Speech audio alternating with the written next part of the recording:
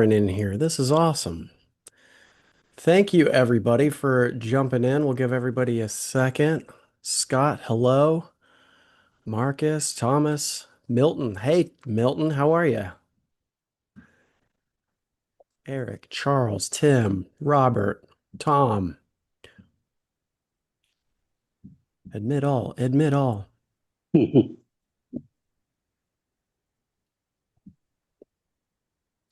While you guys are filtering in, if you want to use that chat, hi, Savon.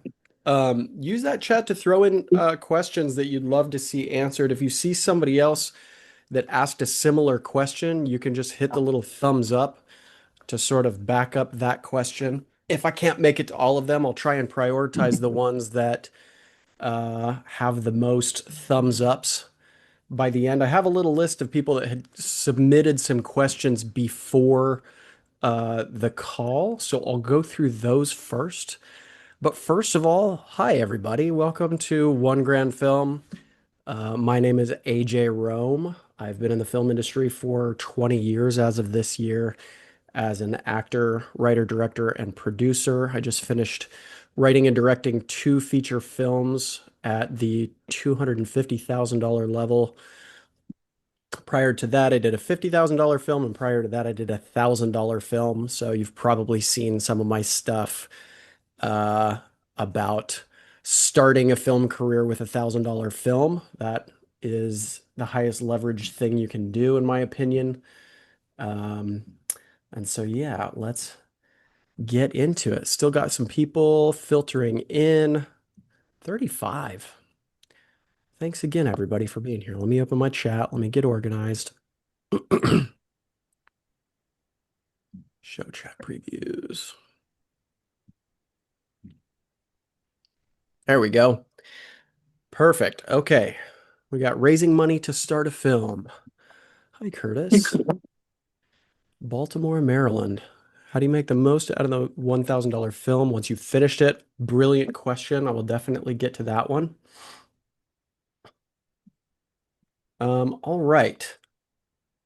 Let's just jump in. Okay, so the first question I've got here is what is the best way to get your script read or in the hands of the right person? This is a tricky one.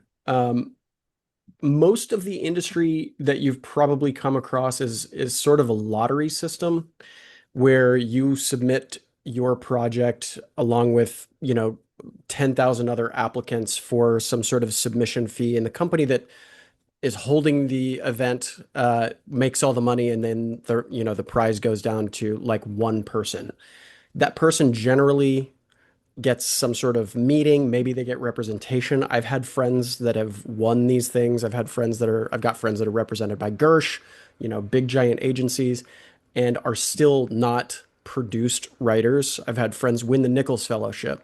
That was 8 years ago. They read the script on stage with a bunch of A-list actors, and they still are not produced writers. So that part is really tough. My answer to getting your stuff read and looked at is by having something prior, something that I like to call proof project, something that is produced. So rather than giving somebody a script and saying, read my script, which we all know doesn't happen very often, it's much easier to send a link to something that you have finished.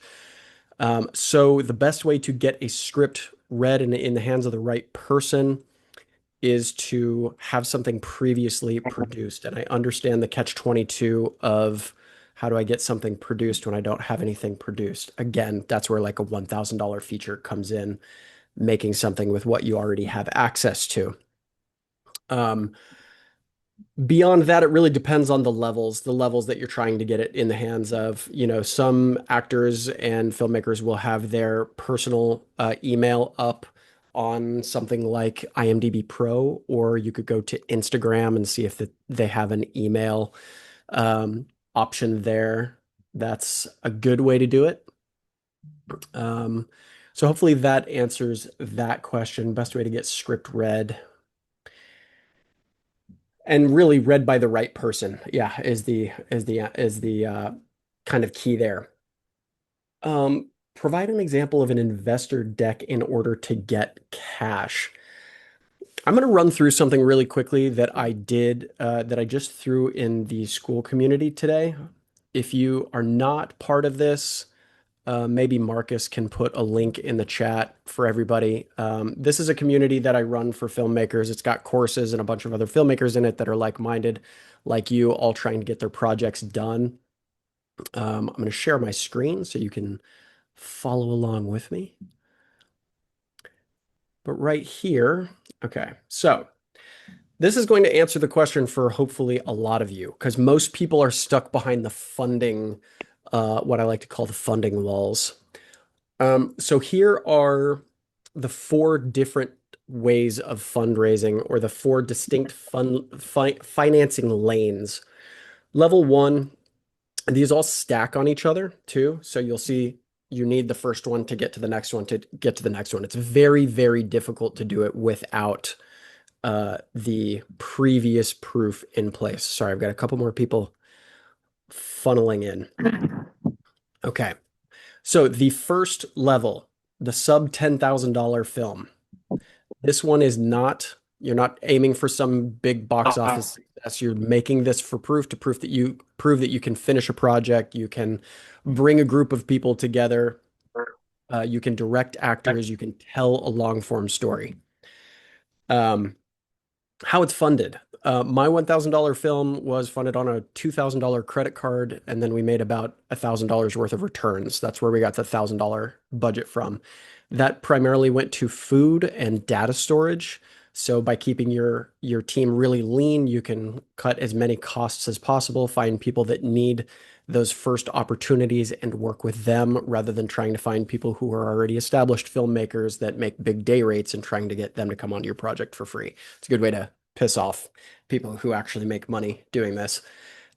Personal savings, friends, family loans, co-sharing between producers, or cost sharing between producers. So if you've got another person that also wants to make your film with you, this is how you make this first $10,000 film. This is the one that you use to start the flywheel.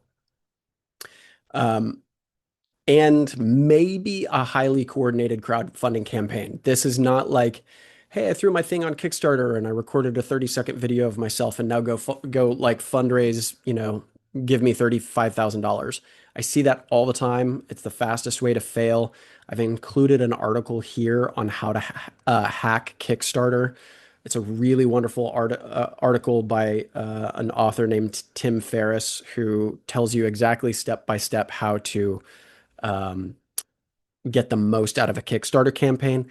Pro tip, it's all in the prep. If you aren't about 2/3 funded by the end of your first day, you likely will not get funded.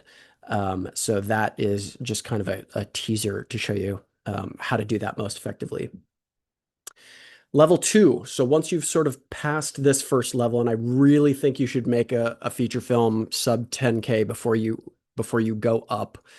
There's no reason to take a big swing on a, 50 to 100,000 or $200,000 film without having made a film before. It's a great way to burn bridges with investors and potentially blow your only shot at making a film on something you've never done before. So this is for filmmakers who have made a kick-ass short. This would be something that potentially won a festival or two or three or five, or a proof project under their belt. The thing you will need for that, you will need a script. You will need a pitch deck, a full pitch deck. You will need a line item budget. Your locations should be locked already so you know where you're shooting. This should not be something that you do after the fact. Um, Attached actors. You should know who you're working with prior to going out and finding investors. You would find this through angel investors, small business owners, or people in your phone book. I know most people have a few hundred, if not a few thousand contacts. If you go through one by one and look at the people who could potentially invest in your film, you're talking about small investments. So 5 to 10, maybe up to $50,000 per investor. So small ticket equity investors. Sorry. Still got people flooding in. Awesome. Um, Level three, moving up. This is the $100,000 to $1 million range. This is what I call kind of the proof to scale. So you've already proved that you can do it through your first two films. So you got two films in the can, they're out in the world, and now you want to make your 100 to $1 million film. So again, this is filmmakers with past wins or audience traction. It's really, really difficult to do these things without this stuff in place. So you will need everything from level two. So all of this stuff, script, pitch deck, line item, actors and budget, locations, all of this stuff. And then on top of that, you'll want to add any proof. So this is laurels, festival wins, awards, big press, views if you release something for free on YouTube, but it's been seen 15 million times. All of these things should be used as proof. Next, you'll want a sales rep. This is somebody who can take your poster, your log line, your deck, and go out to film markets and potentially pre-sell or get interest on your film before it is ever shot. You'll also want to include something like soft money. So this is like Louisiana, Georgia, New Mexico. These are tax incentives. I just got 40% back on both of the films that I did it because I did them in Louisiana. I shot them outside of New Orleans, so I qualified for an extra 5%. This is just a easy guarantee that your investors will get some of their money back. So it makes it a lot less risky for them to know that it is state backed. You could get, $40,000 back on every $100,000 spent, which is pretty interesting. And it's why all the big studios have moved to these states.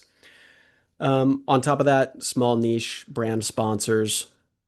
So it's a mix of equity, tax incentives, brand sponsors, and repeat investors. So the people that happily invested in your previous film that made their money back, they are super excited to help you make your next film.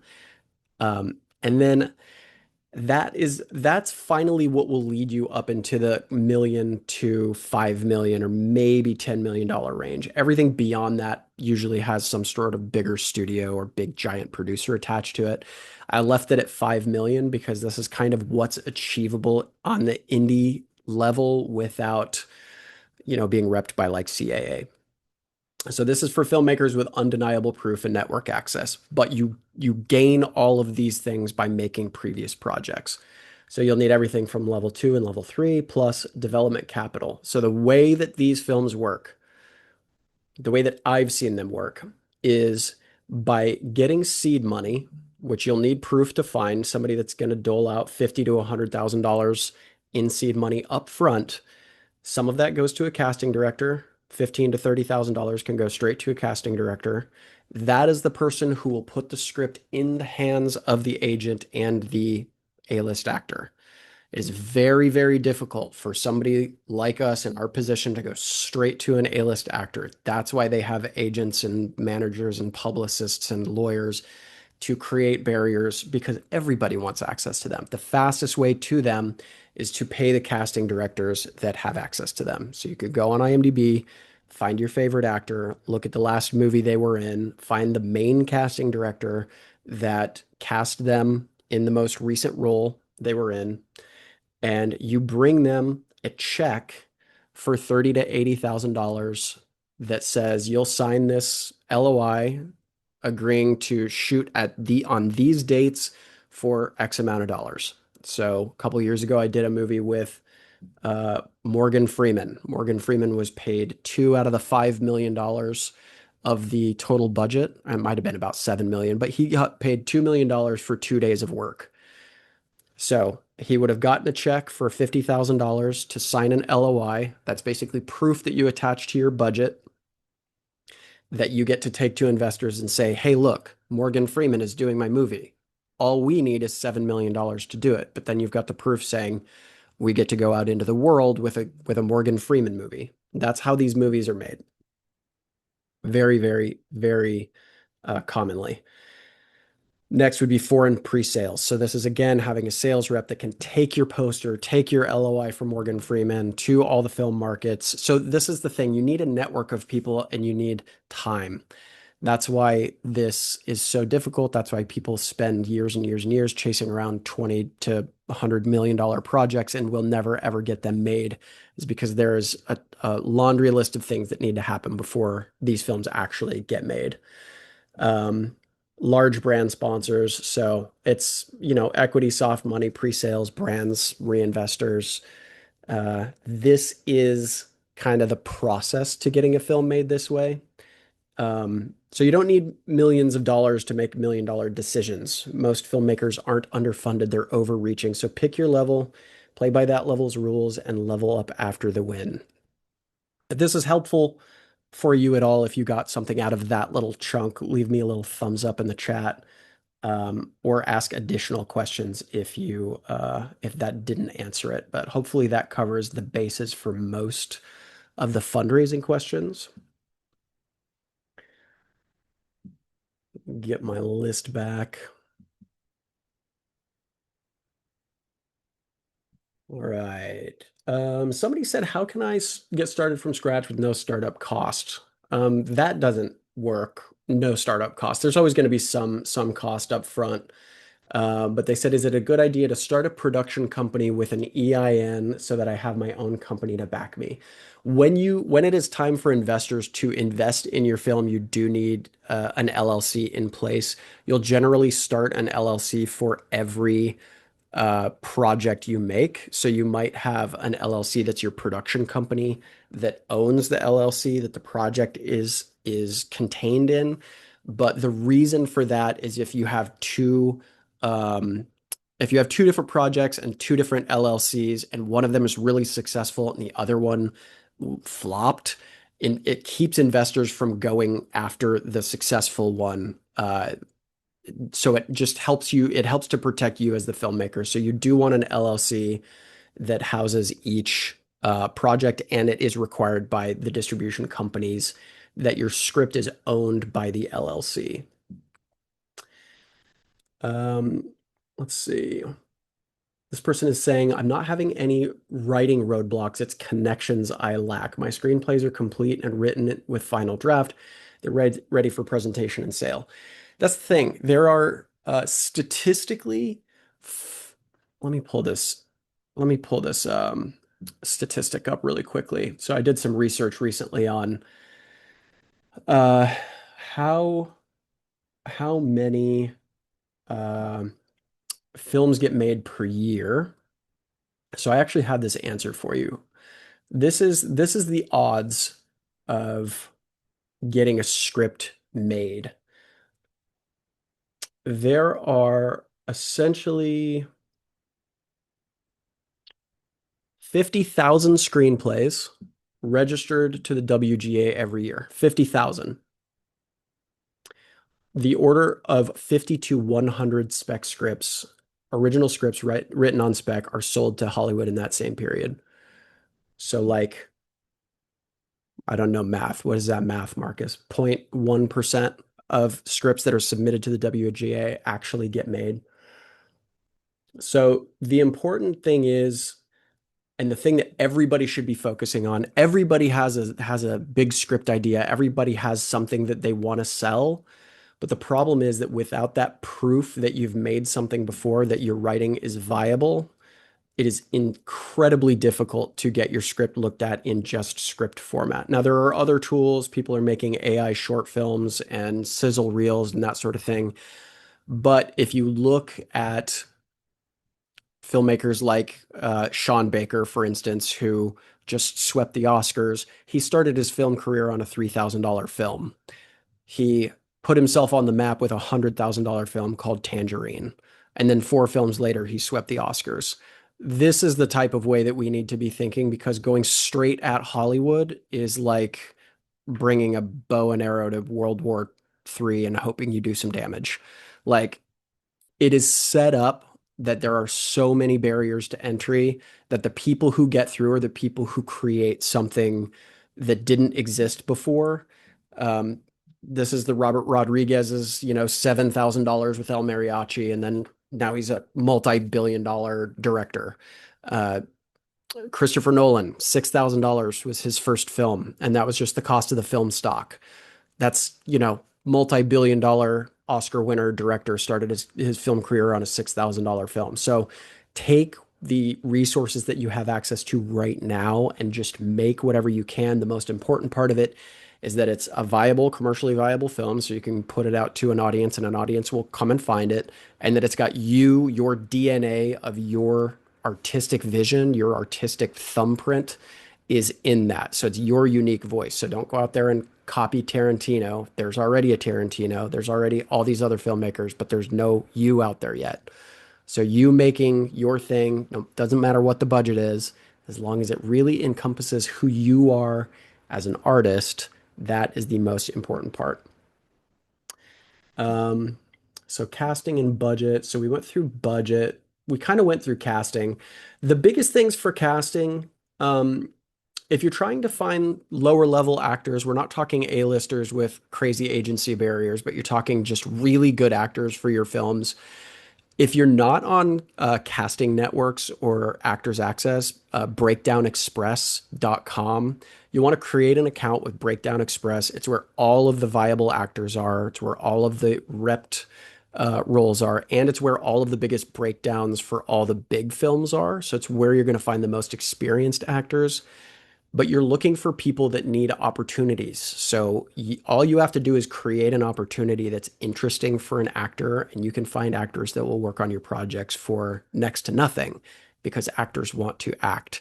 And they very, very rarely get an opportunity where somebody says, I want to build a feature film around you as my lead.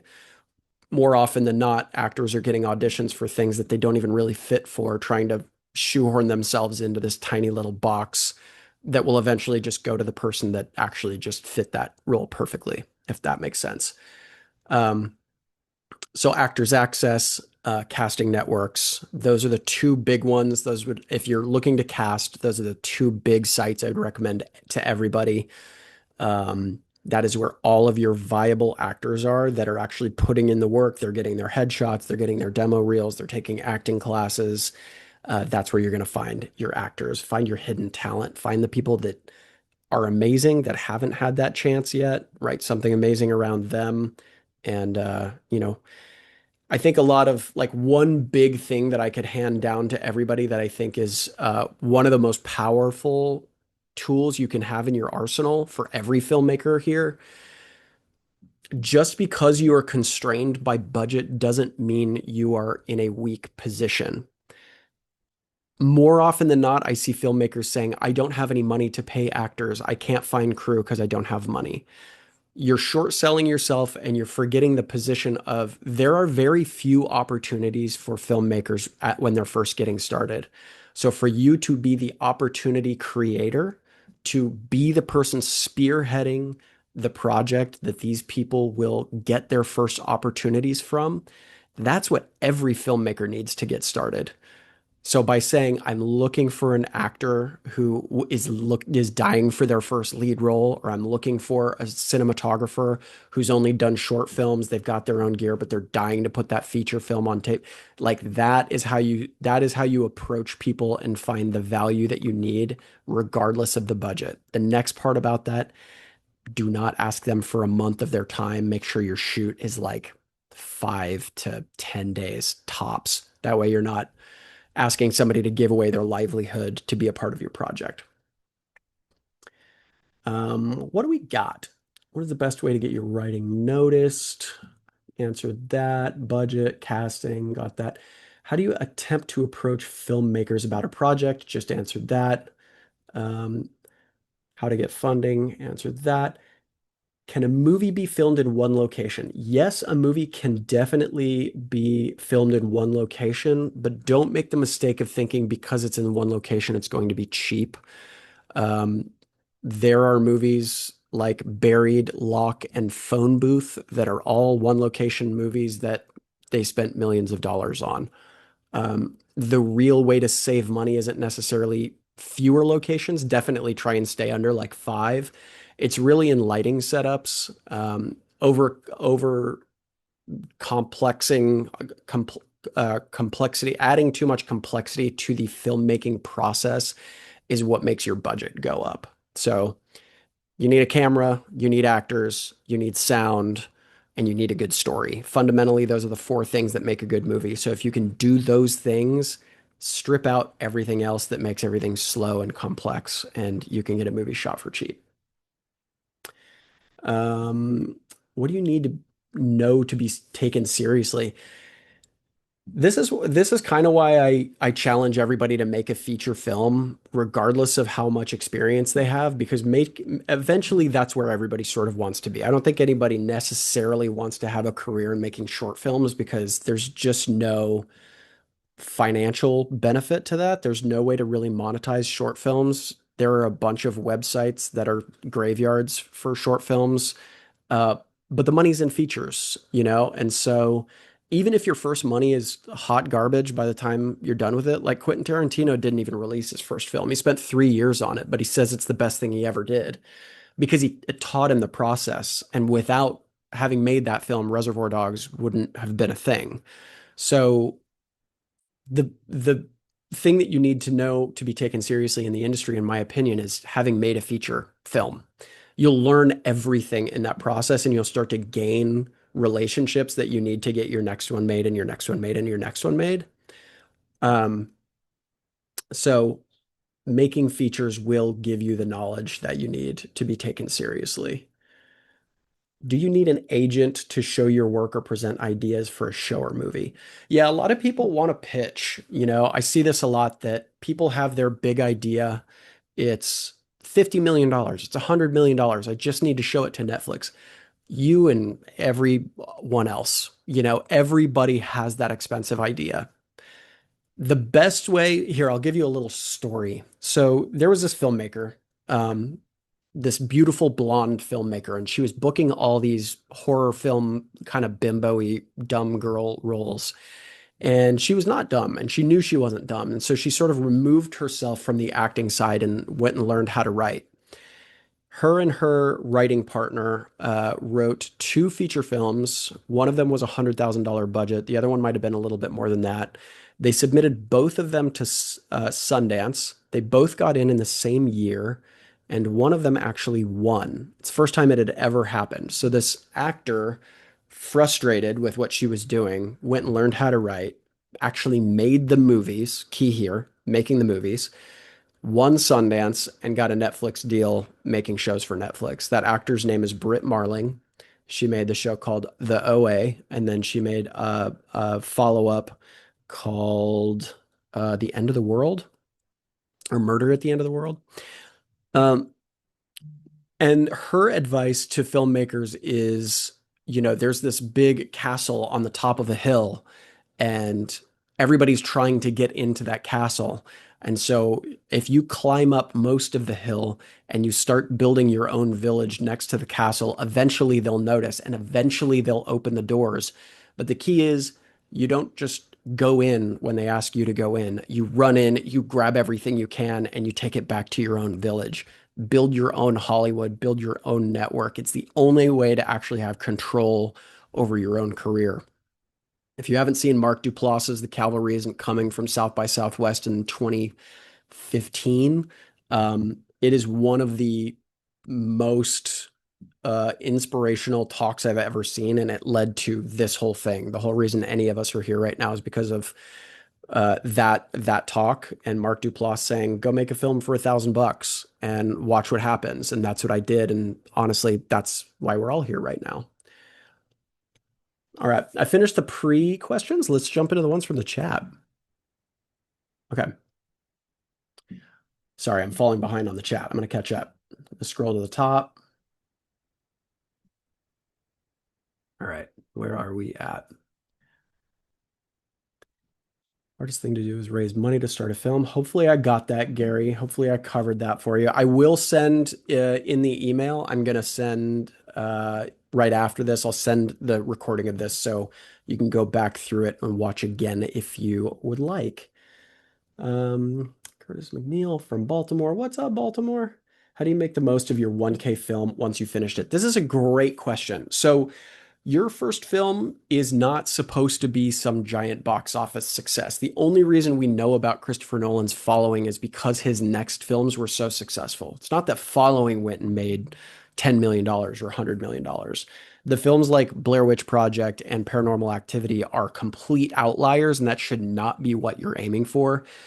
You need to get it to signal boosters. So this is anybody in the industry that is one or two steps above you that you would like to connect with. So, as a for instance, I went to South by Southwest in 2016. I had not made a film yet. Well, I think I had made Go Crazy, Go Mad, but I didn't submit it to, or I didn't get in to South by Southwest, but I went anyway. At that festival, I got to watch the movie Hush, which was made by Mike Flanagan. It instantly put Mike Flanagan on my radar. I went and found his first film, $70,000 film called Absentia, which is what started his career. So he made a $70,000 film, was able to take all of the successes around that film and take that to a production company called Intrepid Pictures, which agreed to split the cost of his first movie, Oculus, with Jason Blum from Blumhouse. So he essentially took his $70,000 proof project to a bigger company. They could see the proof of his voice as a filmmaker. They could see competency. I think that's the only real thing we're trying to prove right now. We don't have the luxury of having an A-list actor on to sell our movies on the cover of the movie. So the first thing that you need to do, especially in the age of TikTok, the first 5 minutes of your film need to be incredible. They need to hook the audience. They need to keep them there. And you need to prove to the people watching that you are a competent filmmaker, that you understand basic storytelling, that you know how to not cross the 180 line, just fundamental things like this. Beyond that, it's just proof of new voice, something that feels different than what's out there. That's why it's really important to just like stick with what you know and the interesting stories that are in your own mind and kind of stay out of the influence of outside opinions, especially in the beginning. But you want to take your film. So, continuing the story. So, I made, right after I made Go Crazy, Go Mad, I made End Trip. So, this was my $56,000 film. That film got distribution. It went to festivals. I won awards. It went to some bigger streamers, which was awesome. But it wasn't really until I made another web series, short form web series, specifically to compete in the Emmys. So there was a loophole a few years ago that you could actually win an Emmy based off a short form series that was on the internet. So like nobody was taking advantage of it. So me and a couple of friends put a super cheap project together. I think from the day we started writing to the day we finished shooting and submitted was like 6 weeks. But what it did was it allowed us to go to the Emmys FYC events. So we got to go see all of the big shows that were campaigning for Emmys, which put me in a room with Mike Flanagan. Because I had built the proof, again, I wasn't just trying to run up to him with a script or sell him an idea, but I actually made a $50,000 film similar to his first film, Absentia, similar that in that it was a horror movie. Mike gave me the best advice ever. He said, make a film about whatever you want it, wrap it in a genre, make sure it stays true to that genre, take that film, take the accolades, go to a bigger production company and get your next film made. So it was like $50,000 film, $250,000 film, $1 million film. So that's kind of the steps he laid out. Now I just made a $250,000 film with one of the stars of one of Mike's Netflix shows. So now I have a direct line to Mike Flanagan. But this happened over the course of a few years and me continually making things. So it's not just having the contact, but it's knowing how to talk to the contact when you're there and how to use the thing that you made to prove that you're not just another person saying, hey, pick me, pick me. From the $1,000 film, you don't need to go that much higher. You really just need to prove that you can make something close to like the $20,000 to $50,000 range. And there are a wealth of films out there in this budget range that have had outlying success, that have gotten, bigger film careers started. Definitely use ChatGPT to find a list of those, but super, super uh, helpful in getting bigger films made. Am I open to a co-production? Right now I'm in post-production on two films and gearing up to do another one this year. I don't really have the bandwidth to take on any additional projects right now. But thank you. What is the best way to move forward with a third-party sponsorship? Um, there are companies out there that do this. One I know of off the top of my head is called In Brand, oh, sorry, Brand In Entertainment. Um, Rolf something runs it.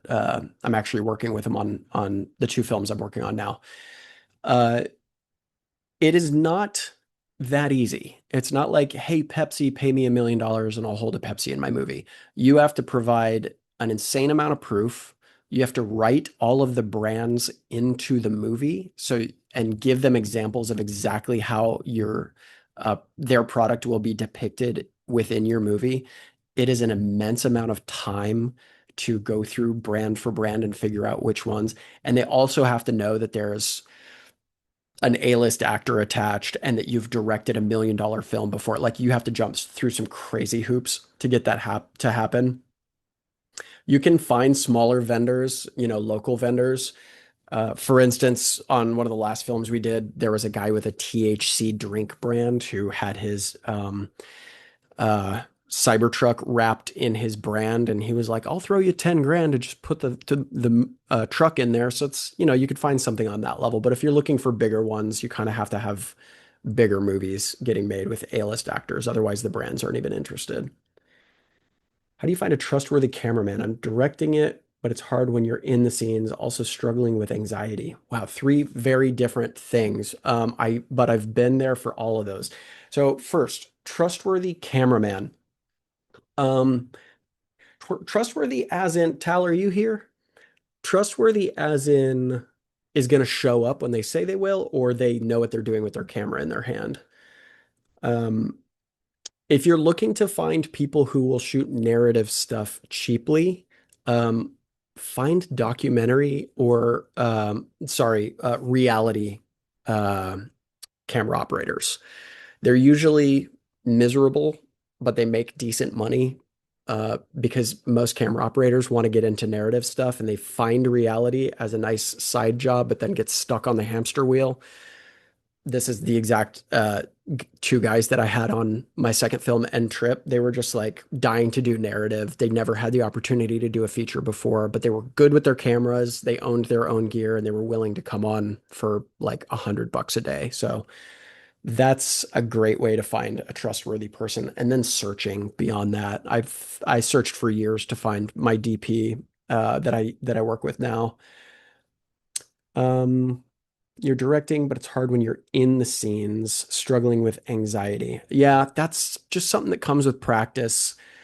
It's also tough when you're an actor and you're dealing with the two sides of when you have to come out of being an actor to be the director. That's just something that comes with a ton of practice. But it's doable. It's doable. I did it on my first two films. Emily, who is in here somewhere, she did it. She wrote, directed, produced, and starred in her own film. There's Emily down there. She is about finished with hers, which is, yeah, amazing. She's amazing. Um, do you let them know in an email that you've been produced? I'm guessing you're talking about a writer. Mario, are you in here? Can you elaborate on this one? Um, how do you protect your work? I'll wait for Mario to respond on Yeah, that. I'm Oh here. yeah. Yeah. Yep. Yeah, so sorry, that was kind of vague. Yeah, so I've been produced, and I want to know when I'm reaching out to, and whether it's potential investors or even actors. If if you go ahead and start out with, I've been produced, this is the film, and this is the accolades it got, all that kind of stuff. Sometimes it seems people don't want to hear that right off, I guess. I don't know. No, I think that's a great point. I think the most important thing you can do is talk about your legitimacy right up front. Because that's the first question that's going to swirl in any person that has some value attached to their name, that's the first thing that's going to swirl through their head is like, is this person legit? That's the first question they're going to ask before they go through any other hoops. So if you can say, I've had my film produced, it was released here, it's in this tone, and then kind of sell them on why they're perfect for what you're doing now, it shows that you've done your research and it shows that you know the value of the things that you've done before. So if I were to reach out to somebody, yes, I would 100% say, like for my next film, this is my fifth feature. My last four did XYZ. They were released here. I won these awards for them. It's all just things to make them feel a little bit more comfortable with talking to a complete stranger. Right. So the more you can legitimize yourself, the faster, the better. Okay, great. Thanks. Absolutely. How do you protect your work? Trademark WGA website. Yeah, I got two very different answers on this. The first is I've had a huge project stolen and produced and turned into a really, really successful movie. So I know how bad that hurts. Um, I had that trademarked, I had it WGA registered. At the end of the day, it didn't matter. What my entertainment attorney told me was unless I had a word for word version of the script that was predated when the movie was released, that was really the only leg that I had to stand on. He said, best case scenario, they'll pay you to go away. They'll give you like 50 grand to go away. Worst case scenario, they'll actually take on the lawsuit and you'll spend the rest of your life, paying legal fees to try and fight a massive company. So that's kind of option one is like you can protect yourself to a point. This person had an immense amount of access to get this film made that I didn't have at the time. So I made the mistake of talking to somebody who had a ton of access, and it was just a good idea. The other answer to this is if you've made a film before, you know the tremendous amount of energy and care that you have to put into it to get it made. And it is wildly unlikely that anybody is going to care about your idea more than you do. Um, Mine was like a supernatural kind of superhero box office, like big budget thing. So I think it was a fairly easy thing to do. But for most people, your stories are so intimate and so only yours that nobody else is going to go run off and do all the work, raise the money, and do all that stuff to get your project made with their name on it. Kind of the two. I know they sort of contradict each other, but I feel a lot safer talking about my projects these days because I know that I'm more likely to get them made before anybody else. That said, Quentin Tarantino has been sued twice by Fred Williamson for stealing his movies and remaking them, and won both times and didn't change anything. So he made $1 million off of each lawsuit, but that was about it. Um, let's see. How can I make a film under $50,000? So, Nikki, um, this is easy. This is really, really easy. The cost really comes from, I think, when you look at the BTS footage of big movies, you see 40 people running around with, huge grip trucks and tons of locations and A-list actors. And it's really easy to think that you need to make a movie like that or your set should look like that. In reality, um, you can go out with a camera and like three or four crew and three or four actors and do something on the weekends that costs a grand or two, and so I would really start thinking like, how can you boil down your most valuable assets to only what you need to make a movie? Fundamentally, there are four things that make a good movie. That's a good story, good performances, and sound and picture. So figure out the bare necessities that you need for those four things, and you can make a film via Zoom. You could literally use your web camera and a decent script and two people talking back and forth. As long as the story's compelling, you can do anything for really any amount of money. Is my advice for pitch deck development for a documentary versus a screenplay the same, similar, or vastly different? I think fundraising for a documentary is a lot different, just because it's so much easier to find people who might be interested in sponsoring a documentary because you can find topics that institutions do education around and that sort of thing. So I would gear a pitch deck for a documentary more for corporate sponsors than I would for equity investors or traditional investors. So definitely two different things. I haven't made a documentary yet, but I'm working on a scripted reality show that has some of that element to it. So it's just you're just pitching it to a different person rather than like a private equity investor. You're pitching to corporate sponsors. So you're basically promising them how you can lend a voice to something that is important to them. I know I'm keeping it rather vague, but that's kind of the high level overview. Hi, I'm Deanna. I'm based out of Baton Rouge. I just shot two movies in Basile, Louisiana. Hi, Deanna. I want to use the Louisiana film tax incentives. You also have a 501c3 nonprofit as a fiscal sponsor. Your 501c3 coincides with your production company, which is veteran owned. Is there a difference in the way you pitch to an investor? I don't know the answer to this, honestly. I know 501c3 is nonprofit, right? So I don't know how that works in terms of not being able to make money on. I don't know. I don't know the answer to this one, unfortunately. If you just make the movie in its own LLC, it might be protected outside of the 501c3, but if the 501c3 owns the film, I'm not sure. I'm sorry, I can't answer that one. Nikki, based out of Texas.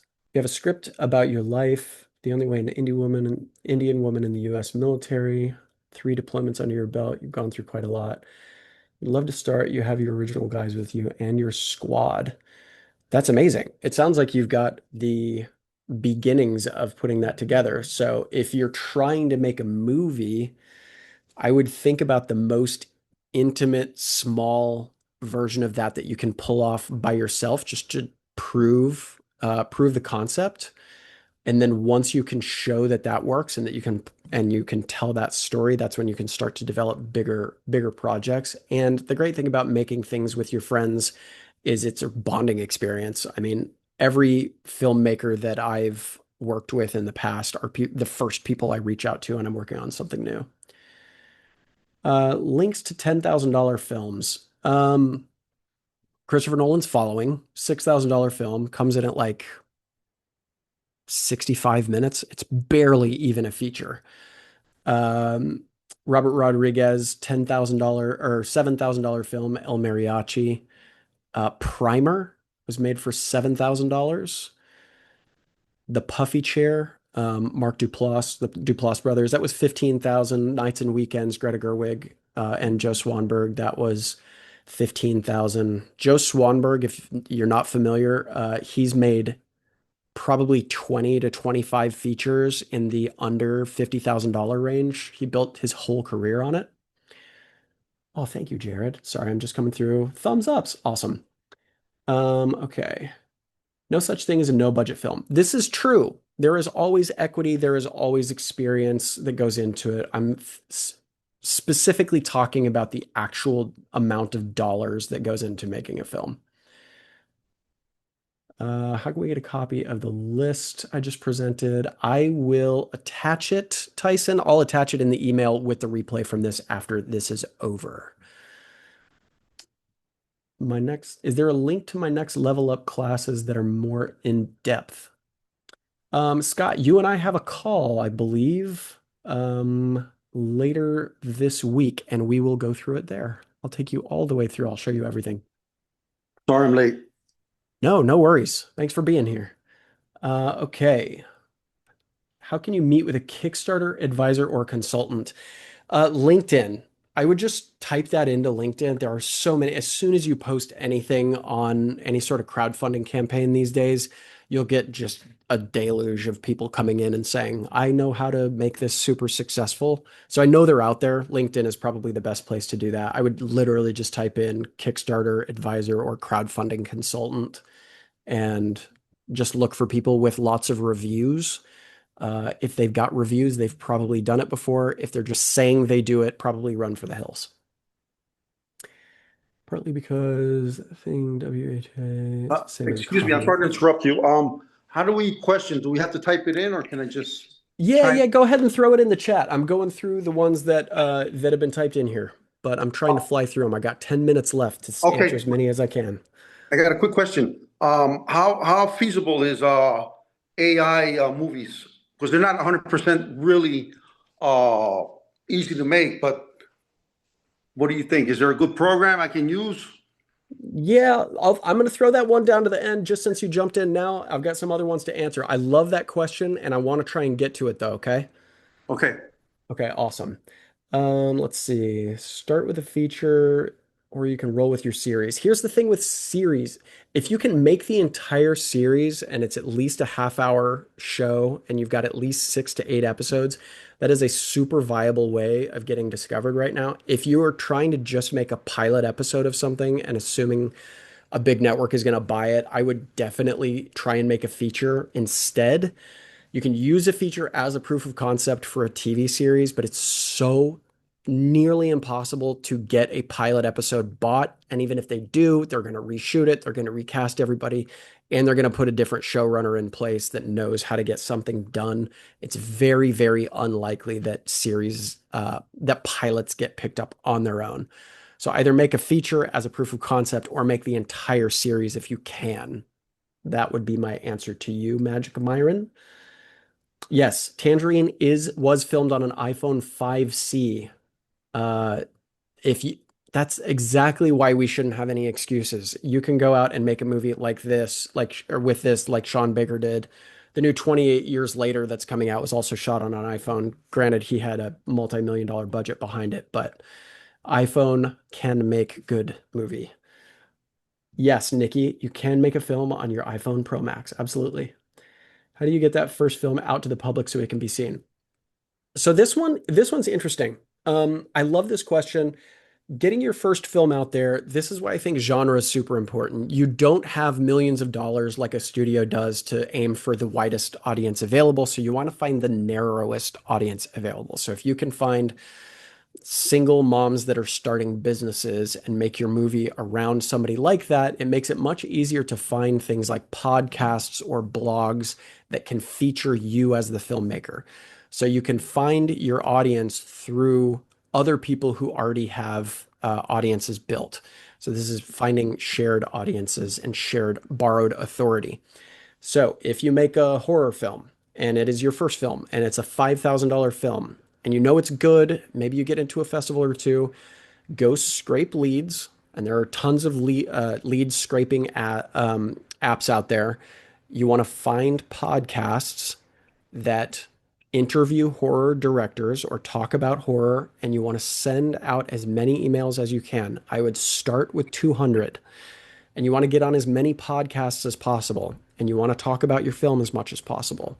This is free advertising. Yes, it takes some legwork for you to get on the shows, but horror fans watch everything. They just don't know everything exists or why they should watch it. So if they get to hear you talk about it, they're likely to go find it. This is a great way to get your film out to the public, even if it's just on YouTube or Vimeo. It does not need to be on a big platform to get seen. Uh, Breakdown services, breakdown expresses for background. That is not true. I use it all the time. Yeah, and don't be scared to use union actors 100%. There's a SAG micro budget agreement that allows SAG actors to work on anything under $20,000. It is a same day approval process. It's pretty easy to find on their website. So yes, you can use SAG actors on deferred pay, no budget movies. I wouldn't worry about permits to close streets at this level. If you're running around with iPhones or prosumer cameras, just don't put sticks on the ground. Don't do stupid stuff. Don't be running around in traffic. Um, but I just shot two movies at $250,000 a piece with not one permit. So it obviously is different. If you're in LA, you're going to get chased out of everywhere. So if you can find a smaller town nearby, highly recommend. People that are not used to filming are usually really happy to have film crews come in. We had news stories following us around because this town had never had films shot there. So I would not try and waste your money on permits. Most cops will just say leave. They won't say show me your permit. But don't do that in LA because you could get dinged. AJ, real Um, quick, yeah. it's Mark. Is it okay if we make a couple of quick announcements? We're getting to the top of the hour, Oh yeah, so yeah, yeah. I think some people are going to have to hop off, and we could get to the rest of the questions if we have some time. But I just wanted to make sure that people were aware, in case you haven't already joined One Grand Filmmakers, it's AJ's community. And by the way, I'm Marcus. I'm AJ's assistant, so I'm just helping him out with some of the admin stuff. But we have One Grand Filmmakers, and basically, I know some people are going to have to hop off in a few minutes because it's top of the hour, but we wanted to make sure that all your questions are answered. So I'm just going to drop a link in the chat right now, and feel free to um, to join that community and ask your questions. And then one more thing is we have a proof project challenge coming up as well, and I'll go ahead and drop a link to that calendar. Um, so yeah, so Johnny, I just dropped the link in there, and feel free to check out the group. And then this is a rare opportunity with AJ's calendar because he's usually completely booked up. But we have a proof project challenge coming up in the next week. And AJ, if you want to talk a little bit about that as well. But I'm going to drop a link to the calendar that you'll have an opportunity to speak. And one thing is that our calendar slots are almost completely booked up. So yeah, I'm just going to drop a link in there. If you have issues with booking a call, then just feel free to reach out to us in the group. Yeah, absolutely. Yeah, so for everybody here, the Proof Project Challenge, I'm basically taking 10 filmmakers through the process of making a feature film in 90 days that does not require fundraising. So I walk from the ideation process all the way through the writing process. It's very hands-on. It's 2 calls per week. It's one-on-one calls with me, interspersed. And my goal is to help you write, prep, and shoot the whole thing in 90 days. So you'll actually have a feature film in hand in 90 days going into the editing process. And then you get 9 months of additional support beyond that. So I've got 8 people in right now. We're in week 7. And I think 6 out of the 8 of them are at the point where they're registering their scripts and locking down their crew and getting ready to shoot in 7 weeks. So this is totally possible. I've done it before. I've helped a lot of other filmmakers do this. Emily is my star student. Raise your hand, Emily. She's almost finished with her film. She's amazing. And yeah, so I've got a few spots left open there. So if you're interested in getting that film made, but you'd like the guidance and the camaraderie of doing it with a bunch of other filmmakers, that's the Proof Project Challenge. Super short pitch. Okay. Was that good, Marcus? Would you add anything to that, or should I continue with? Yeah, yeah, that was really good. And then just one note for the school community, there's also some courses in there too that you can check out. So we have the community, we have the weekly Q&As, and then also some courses that AJ has put together as Yes. well. Yep. Yep. Lots of courses in there also. So you'll see a classroom tab up at the top, and there's just a bunch of courses in there. So depending on what you're looking to do, there's stuff for actors, writers, and filmmakers in there. Okay. Union actors, permits, examples of films at the 1, 2, and 3 levels. Yeah, this is great. Yes, and this is being transcribed, Will. So let me share my screen one more time and get into the budget levels again, especially for anybody who missed that part. Sorry, trying to organize my screen. Okay, examples of the films at budget levels. Okay, so this would be yeah, El Mariachi or Following or Go Crazy Go Mad. My film was $1,000. That film is free. If anybody wants to watch it, just type Go Crazy Go Mad full movie into YouTube. You can watch it for free there. Um, Two, so the $100,000 budget. My second film, End Trip, falls in there. Mike Flanagan's Absentia falls in there. That's the one that he got $1 million budget for his next film, Oculus, off of the back of Absentia. Again, he was able to use signal boosters to get that film up there. And then level three, this Blue Ruin, Jeremy Saulnier is the perfect example. So Jeremy Saulnier, if you're not familiar with him, he's a fantastic indie director. He just did Rebel Ridge for Netflix, which was one of their top streamed movies this past year. He did a couple episodes of True Detective season three. He did a $250,000 movie called Murder Party that built a little bit of a cult following, but overall was not a success. He then went on to do a $500,000 film. You can actually still find the Kickstarter for it called Blue Ruin. If you haven't seen Blue Ruin, it's again, we're talking about competence and just showing that you understand the filmmaking process. Blue Ruin is a fantastic example of a $500,000 movie where you don't see the constraints. He could have spent $10 million on the exact same movie and got the exact same output, but he didn't need to. He understood his resources. He shot it on a like $2,000 camera. It's a Canon C200 with like old Canon photography lenses, but he knows how to use the cameras. His actors are incredible. Um, he scheduled the shoot right. He put his resources into special effects makeup that are insanely effective. And it blew up his career. He had studios knocking on his door, and his next film was a $5 million film called Green Room. So that is how these level up kind of naturally.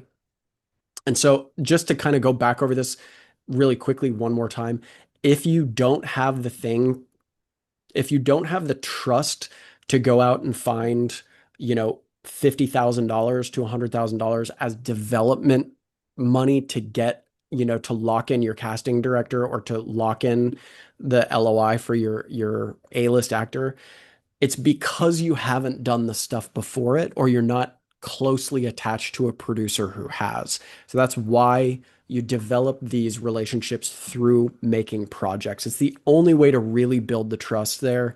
People can talk all day long about the things that they can do for you, but at the end of the day, you're going to have to do a lot of this yourself. And so the faster you get started, the faster you actually start to see some of the success on the other side. Real quick, I gotta throw this out there before we end. Right now, I hear Netflix, and streaming services like that are actually going to start doing what Blockbuster used to do back in the day, in because they're running out of content, so they're looking for more stuff to fill their platforms. Back in the day, I knew a guy that made a living making really cheesy, bad movies for Blockbuster. To have the fillers. I don't know if you remember Blockbuster back in the day. You would rent a movie that Oh was yeah, everybody here remembers he Blockbuster. made a living off of that, and the movies were terrible, but he was doing it. He was doing it through them, and Netflix and those streaming services need to fill their menu, so they're looking for low budget films. They are and they aren't. They aren't looking for, I mean, that's kind of what Tubi is. Tubi is sort of the place where just sort of any film can go to live. I can tell you from experience, Netflix still does have really high quality standards, and some level of like name recognition is necessary for Netflix. Okay. However, they are starting to, it's much easier for them to, buy 100 films at $500,000 a piece than it and stock their library and have their couple successes in that group than it is for them to just fork out $50 million a film like they've been doing. So they are changing their business model, but they're not just going to go buy a bunch of like crappy indie movies. Okay, are there any genre or genres that are hotter than others right now? Everything fluctuates. I wouldn't ever chase the right now. The cool thing about film is it's eternal, and genres come and go. So make what's always interesting, make something that could be classic 20 years from now, because by the time you finish making your pickleball movie, uh, there's going to be 30 other pickleball movies. Yours is going to get lost, and pickleball is going to become a thing no one cares about. So just like think about the things that hold true forever and try and make those things.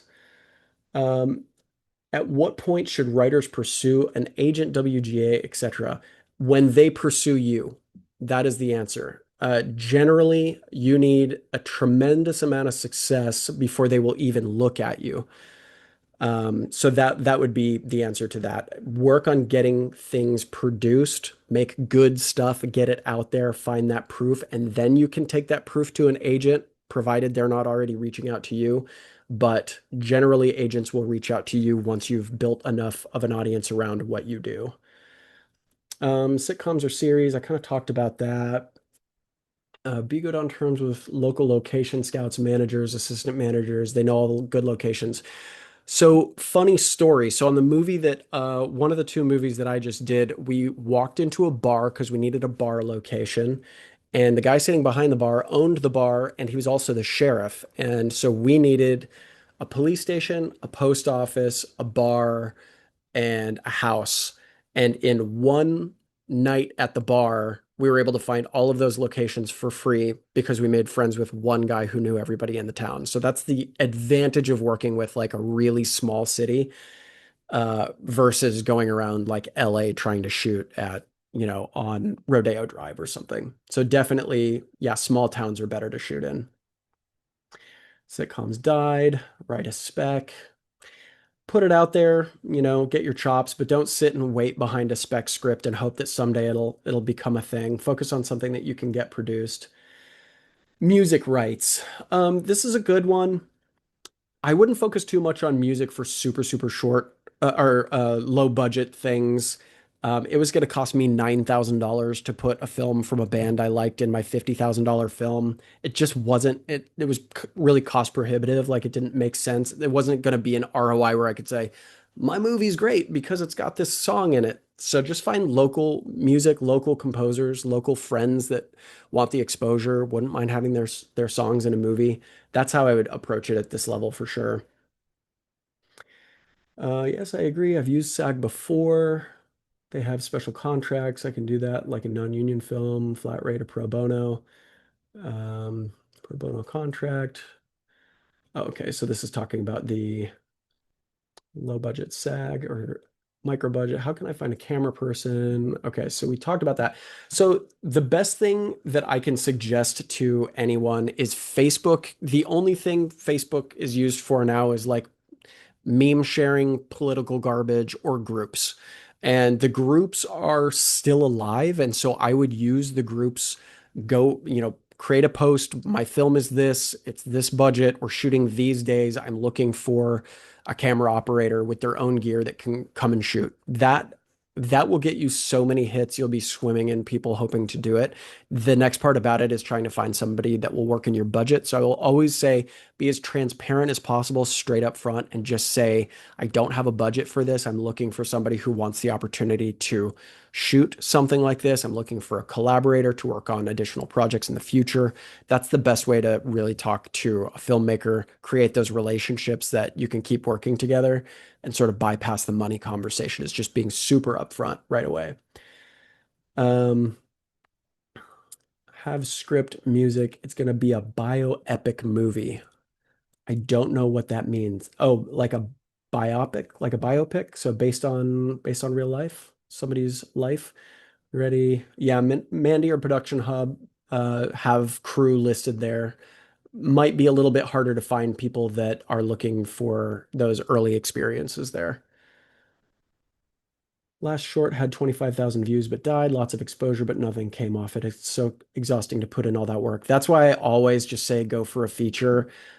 Features at the like $1,000 level are about the same amount of work as doing a short film at the $25,000 level. So you might as well have that asset that can be bought and sold and marketed at film markets and that kind of thing. That's just why film features just have so much more leverage. Or if you're going to do shorts, do like 3-minute shorts, make them super, super viral. They don't even need to have dialogue. That makes them like, globally viable to not just the English speaking markets. David Sandberg is a great example of that. He made a short film called Lights Out. It was 3 minutes long. New Line approached him with a $5 million first feature film. Now he's doing DC movies. And that all came off of making little like three-minute short films with no dialogue.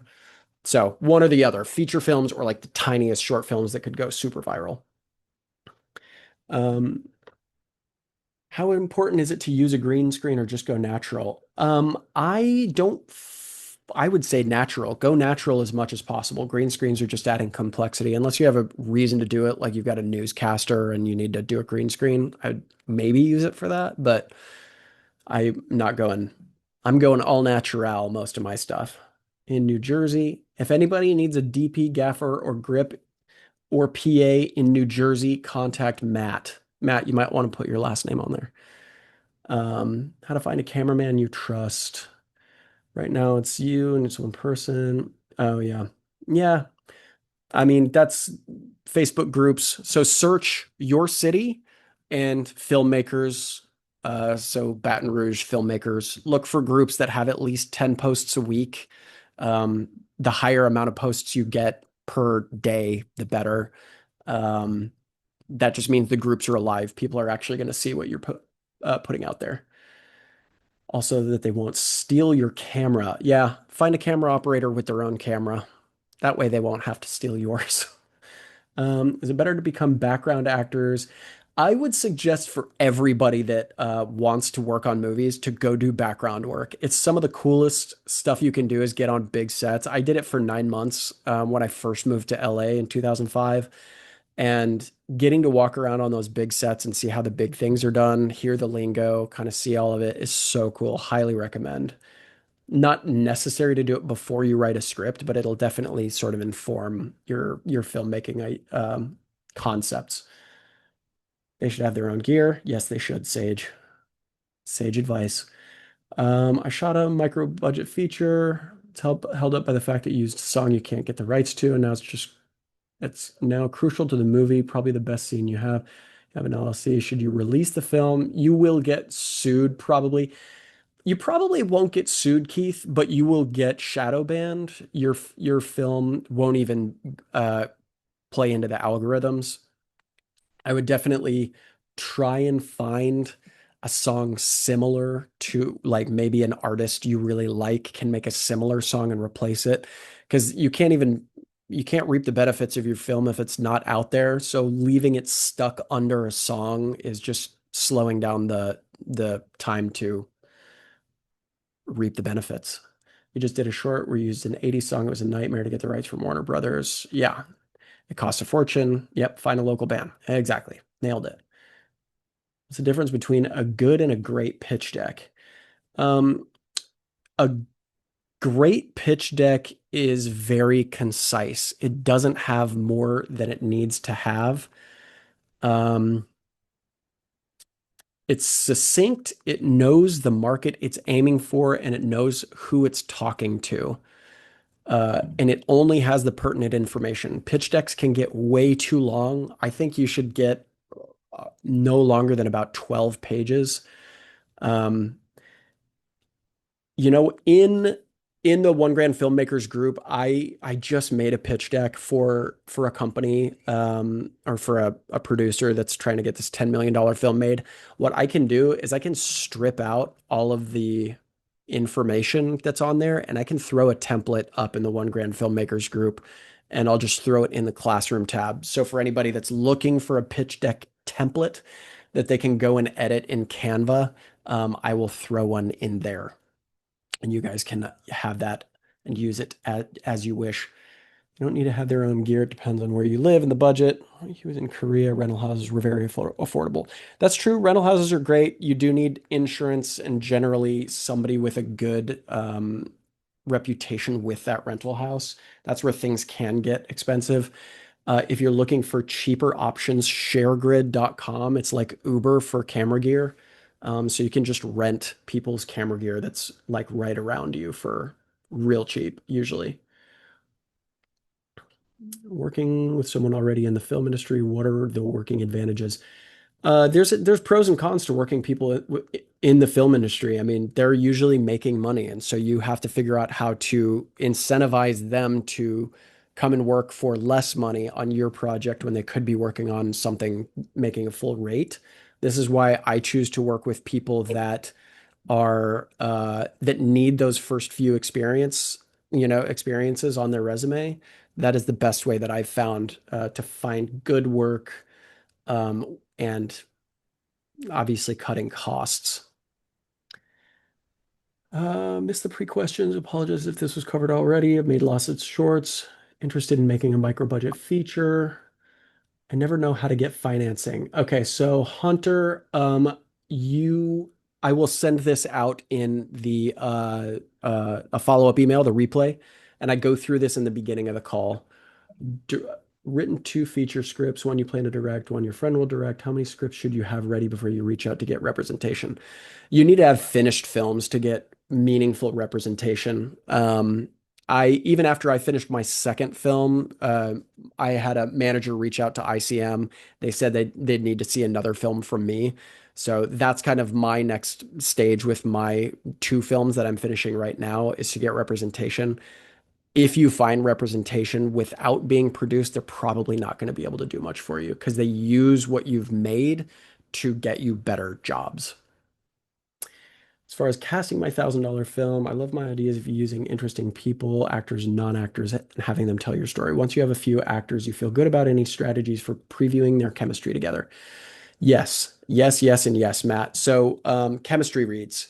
So this is where you will get your cast together, hopefully in person, but Zoom is fine. And I wouldn't throw the actual scenes from the movie at them. I would throw similar scenarios so you can save the good stuff for the day that you shoot it. But yeah, you definitely want to watch them interact with each other. Throw interesting situations at them and see how they swing at those curveballs. Um, oh, Matt's not even here. I'm just talking to no one. It's all right. I'll send it. I'll send it to Matt after.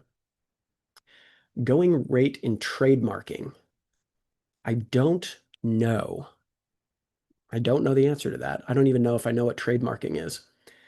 What is the process to submit a film to a film festival? Filmfreeway.com. Thank you, Stephen, for finding that one for me. They've got most of the major film festivals listed on there. There are a few that still require you to submit directly on their websites, but filmfreeway.com, you upload it once and you can submit to 99% of the film festivals on there with a submission fee per festival. I've written, produced, and directed 3 stage plays. Now you have several screenplays, and I would like to sell or option. Will I still need to be referred to a production company or by an A-lister? Yeah, the selling or optioning thing is really, really, really tough. It's what everybody's trying to do. You can go to the blacklist, you can go to Coverfly, you can win as many awards as you possibly can, but at the end of the day, it's a lottery system. The chances of you, and you have to spend hundreds or thousands of dollars on coverage to get high enough scores to get looked at. And there's still no guarantee it's actually going to do anything. So this is why I always say try and get something produced that gets something produced that gets you the eyes, the visibility of a bigger production company or an A-lister, or find the seed money to engage a casting director. So a microfilm, someone used their car's reversed camera as their camera. I know I saw that too. It was really funny. Is there a model structure for offering talent and crew back-end payment if there's no budget and the project is financially successful? Top 3 tips for approaching small cast and crew to work for no money. Yeah, so Scott, this one's you. So yeah, I would try and structure it in a way where you keep about 20%, 40% or so of the overall project. You're going to stay on the project longer than anyone else. From there, I would break it down sort of by how much value somebody is bringing to your project. So if you've got an A-lister that's going to walk on set for a day and say a few lines, give them the other 60%. Incentivize them, not 60% really, but give them more points than anyone else because they're bringing the most value to your film. So if your DP is bringing you, all of their gear, give them, more points than a PA who's just going to run around and get coffee for 3 days or whatever. Your editor is going to work for a long time. They should get a few more points. Your composer is going to work for a long time. But by and large, you are the only person that's going to be on it from beginning to end. You should retain most of it. And then 3 tips for approaching small cast and crew to work for no money. It's not working for no money. It's working for an opportunity that they haven't had before. That is how I would always say you should position yourself in these moments. You're creating an opportunity for them that they don't have. Um, and you're working to make it quick, so you don't need months of their time. The first feature I ever had a lead in was supposed to be 6 weekends. It ended up being 6 months of weekends. And I resented everybody by the end of it. So try and keep your production time short. Do your planning phase up front. Know how much you're shooting. Be realistic and transparent with your actors all the way through the process. If anybody is in New Jersey, feel free to reach out. Logo is your podcast. You have a production company and you're a screenwriter and SAG actor. Man, good job. You got a lot of things going on. Okay, cool. Look, you guys are exchanging phone numbers and stuff. Awesome. Okay, I am going to have to call it soon. I'm not going to make it through the other 49 messages, but let me see if I can knock out just a couple more. How many scripts would you need to sell before WGA would accept you into the union? You have to be the writer of so your project has to be a WGA registered project. And then I don't remember the exact, this is something you could type into ChatGPT and get the answer for super easily. But being in the WGA does not mean you will get work easier. 60% of WGA employees reported making no income in a year. So only 40% of WGA employees are working. This is the sort of the union versus non-union argument is staying non-union for as long as possible, or at least until you're getting hit with enough work that you can just say no to the non-union stuff. Otherwise, I would just stay non-union and keep making things until the WGA is begging to have you. Will, I see your hand up. Yes, sir.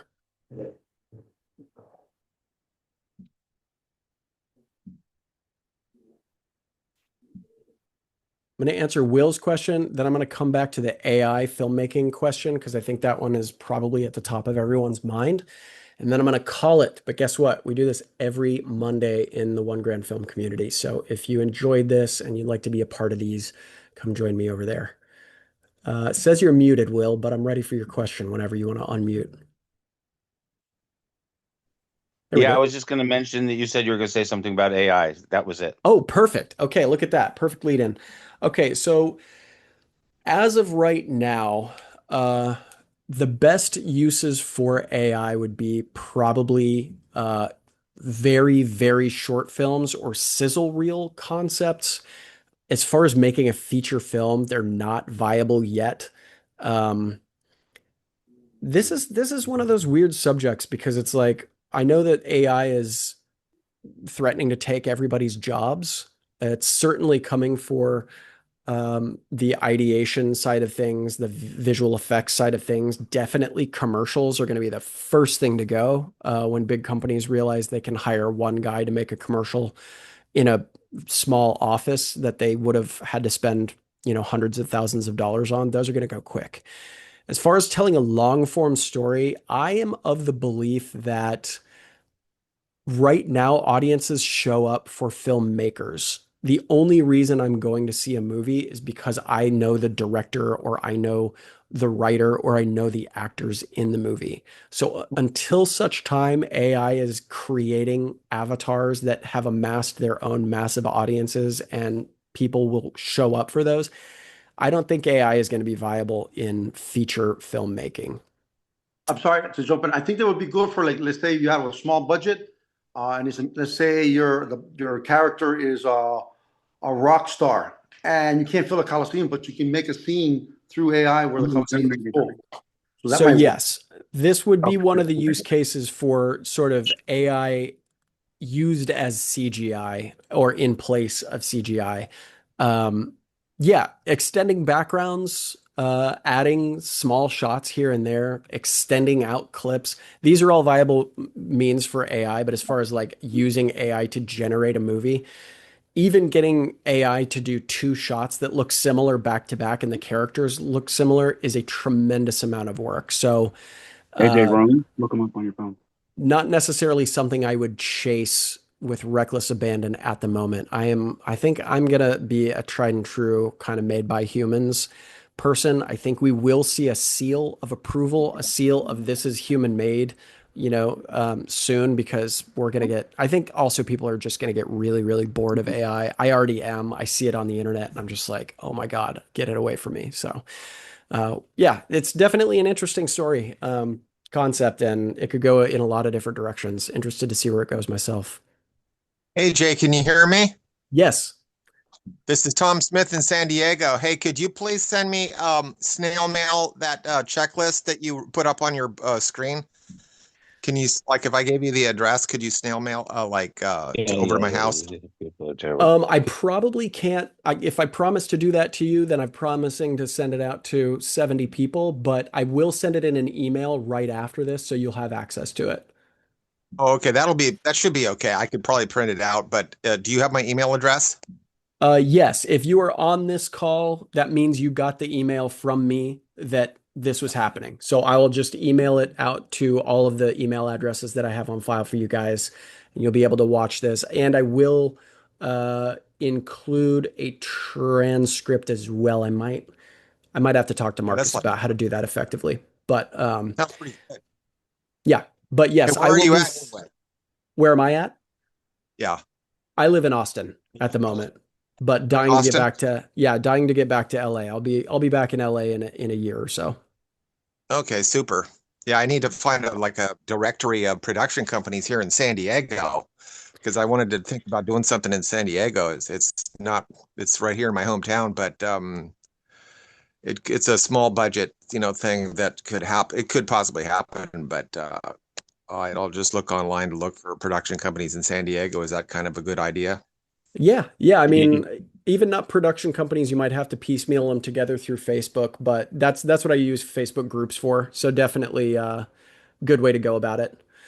All right, guys, I'm going about half an hour over, but thank you all for being here. I'll be back next Monday, and I will try and pick up where I left off. On the next one, feel free, if you do come into the One Grand Film community, you can start to post your questions there. There's a post at the top of the page saying Q&A call. You can post your questions under that Q&A call, and those will be the first ones I will try and answer next week. Thank you, Okay. AJ. Thank you, Thank you, AJ, for everybody. everybody, Thank you, all the thank you, thank questions. you. Thank you. All right. No. Thanks, AJ. Bye-bye. Have a Thanks, good AJ. night. Yourself.